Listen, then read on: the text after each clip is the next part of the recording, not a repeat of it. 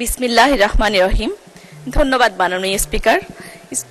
মাননীয় স্পিকার, আমি আমার প্রশ্ন উত্থাপনের আগে প্রথমে শুকরিয়া কৃতজ্ঞতা জ্ঞাপন করতে চাই মহান রাব্বুল আলামিনের প্রতি, যিনি আমাকে মহান সংসদে দাঁড়িয়ে কথা বলার সুযোগ করে দিয়েছেন। আমি কৃতজ্ঞতা ধন্যবাদ জ্ঞাপন করতে চাই আমার নেতা বাংলাদেশের প্রধানমন্ত্রী জনাব তারেক রহমান স্যারের প্রতি এবং সেদিনের জুরি বোর্ডের সকল সম্মানিত বিচারক। মাননীয় সদস্য, এই সমস্ত কথা বলার সুযোগ আপনি পাবেন, দয়া করে প্রশ্ন উত্থাপন করুন। ধন্যবাদ মাননীয় স্পিকার। মাননীয় স্পিকার, আমার প্রশ্নটি হচ্ছে, শ্রম ও কর্মসংস্থান মন্ত্রী মহোদয় অনুগ্রহ করিয়া বলিবেন কি, রাষ্ট্র কাঠামো মেরামতের 31 দফার 17 নং দফায় বলা হইয়াছে, মুদ্রাস্ফীতির আলোকে শ্রমিকদের প্রাইস ইন্ডেক্স বেস ন্যায্য মজুরি নিশ্চিত করা হইবে। শিশুশ্রম বন্ধ করিয়া তাহাদের জীবন বিকাশের উপযোগী পরিবেশ ও ব্যবস্থা নিশ্চিত করা হইবে।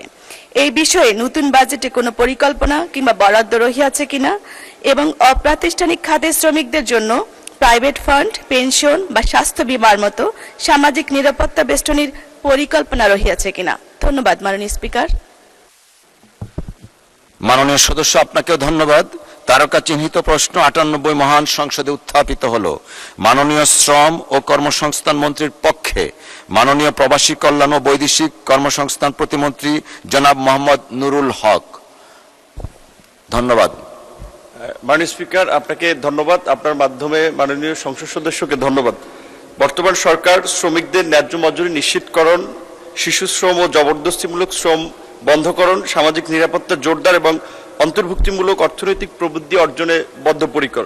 শ্রম ও কর্মসংস্থান মন্ত্রণালয়ের অধীনে নিম্নতম লিভিং ওয়েজ নির্ধারণ করতে গিয়ে এমডব্লিউবি আইনের 141 ধারায় বর্ণিত বিষয়ের প্রতি লক্ষ্য রেখে নিম্নতম মজুরি বোর্ড কর্তৃক প্রাপ্য মজুরি নির্ধারণ করা হয়ে থাকে।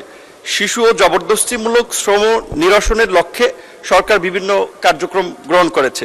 শিশু শ্রম নিরসন সংক্রান্ত জাতীয় কর্ম পরিকল্পনা national plan of action NP এর মেয়াদ 2026 থেকে 30 পর্যন্ত সম্প্রসারণের খসড়া প্রণয়ন করা হয়েছে। ঝুঁকিপূর্ণ খাতে বিশেষ অভিযান, আইন প্রয়োগ জোরদার, মামলা দায়ের ও নিষ্পত্তি, উদ্ধারকৃত শিশুদের পুনর্বাসনের জন্য সমন্বিত কার্যক্রম বাস্তবায়ন করা হচ্ছে। 6টি ঝুঁকিপূর্ণ ক্ষেত্রে শিশু শ্রম নিষিদ্ধ করা হয়েছে। এছাড়া শিশু শ্রম নিরসন ও তাদের পুনর্বাসনের জন্য শিশু শ্রম নিরসন ও পুনর্বাসন প্রকল্পটি বর্তমানে পরিকল্পনা কমিশনের নির্দেশনাধীন আছে। একনেক কর্তৃক প্রকল্পটি অনুমোদিত হলে বাজেটে প্রয়োজনীয় বরাদ্দ পাওয়া যাবে। উল্লেখ্য, প্রতি বছর 12 জুন বিশ্ব শিশু দিবস হিসেবে পালিত হয়। এবছর মন্ত্রণালয়ের পক্ষ থেকে 29 জুন ব্যাপক আকারে জনসচেতনামূলক কার্যক্রম গ্রহণের মাধ্যমে দিবসটিকে যথাযথভাবে পালন করা হবে। প্রভিডেন্ট ফান্ড, পেনশন বা স্বাস্থ্য বীমার মতো সামাজিক নিরাপত্তা বেষ্টনীর পরিকল্পনা বা বাস্তবায়ন শ্রম কর্মসংস্থান মন্ত্রণালয়ের কাজের অন্তর্ভুক্ত নয়। তবে শ্রম কর্মসংস্থান মন্ত্রণালয়ের নিয়ন্ত্রণাধীন বাংলাদেশ শ্রমিক কল্যাণ ফাউন্ডেশন হতে বাংলাদেশ শ্রমিক কল্যাণ ফাউন্ডেশন আইন 2006 বিধান মতে প্রাতিষ্ঠানিক অপ্রাতিষ্ঠানিক সকল খাতের শ্রমিকদের দুর্ঘটনাজনিত মৃত্যু, দুরারোগ্য রোগের চিকিৎসা, মেধাবী সন্তানদের শিক্ষাবৃত্তি, মাতৃত্বকালীন সময়ের জন্য এককালীন আর্থিক সহায়তা প্রদান করা হয়ে থাকে। মাননীয় স্পিকার, আপনাকে ধন্যবাদ।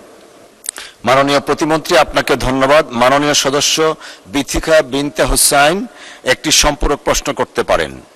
মাননীয় স্পিকার, উত্তরটা অনেক লম্বা ছিল, প্রশ্ন কিন্তু অনেকগুলো চলে আসে। যদি আপনি অনুমতি প্রদান করেন আমি 3টি প্রশ্ন করতে পারি, না হয় একটি করছি।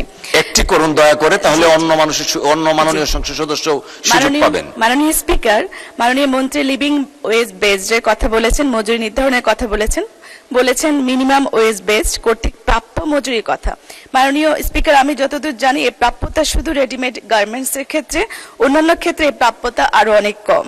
মাননীয় স্পিকার, বাংলাদেশের 4 সদস্যের শহরে পরিবারের জন্য আনুমানিক জীবনযাত্রার মজুরি 30 থেকে 48 হাজার টাকা, যেটা আমরা ডলার হিসেবে 250 থেকে 390 মার্কিন ডলার ধরতে পারি, যা বর্তমান ন্যূনতম মজুরির আরএমজি ক্ষেত্রে যদি ধরা হয় তাহলে তার তুলনায় অনেক বেশি। মাননীয় স্পিকার, আয় ব্যয়ের এই দূরবর্তী ব্যবধানকে সামঞ্জস্যপূর্ণ করার জন্য কোনো পরিকল্পনা রহিয়াছে কি? মাননীয় প্রতিমন্ত্রী। ধন্যবাদ মাননীয় সদস্য। মাননীয় প্রতিমন্ত্রী। মাননীয় স্পিকার, আপনাকে ধন্যবাদ। মাননীয় সংসদ সদস্যকে আবারও ধন্যবাদ। যেহেতু আমি আমার প্রথম প্রশ্নেই আমি একটা ইলাবোরেট উত্তর দিয়েছি। তারপর আমি মাননীয় সংসদ সদস্যদের উদ্দেশ্যে এইটুকু বলতে চাই, বর্তমান সরকার যে আগামী অর্থ বছরকে কেন্দ্র করেও আপনি দেখবেন যে সামাজিক নিরাপত্তা খাতে বৈষম্য দূরীকরণ এবং মানুষের কর্মসংস্থান সহ বিশেষ করে দারিদ্র মানুষের জনগোষ্ঠীর জীবনকে প্রাধান্য দিয়ে বেশ কিছু প্রোগ্রাম হাতে নিয়েছে। এটি যদি বাস্তবায়ন হয় তাহলে আশা করি সামাজিক বৈষম্য এবং শ্রম বাজারের ক্ষেত্রেও যে বেতন বৈষম্য রয়েছে সেটিও কমানো হবে। 44টি সেক্টরে ইতিমধ্যেই মজুরি নির্ধারণ করে দেওয়া হয়েছে। পর্যায়ক্রমে বাংলাদেশের আর্থসামাজিক ব্যবস্থাকে বিবেচনায় নিয়ে প্রত্যেকটি সেক্টরেই শ্রমিকদের আপনার নির্দিষ্ট বেতন কাঠামো সেটা নির্ধারণ করা হবে এবং একই সাথে শ্রমিকদের